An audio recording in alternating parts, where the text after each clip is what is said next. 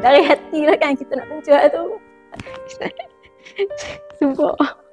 Saya Kak Zuraida, orang panggil lebih mesra dengan panggilan Kak Zura. First kali keuntungan yang tu, kita tak payah nak pening-pening pergi hospital. Anak sakit tengah malam pun mesti kita nak kena hospital.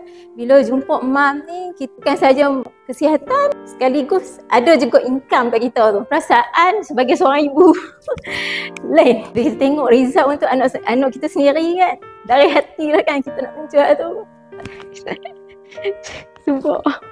Dan dah sihat tu kita rasa macam seronok. Dapat penyakit, nak demam tu memang cukup susah. Antibody dia bila kita pakai Habatus Sauda. Ada ubat yang boleh sembuhkan kecuali mati. Habatus Sauda ni lah orang kata paling baik lah.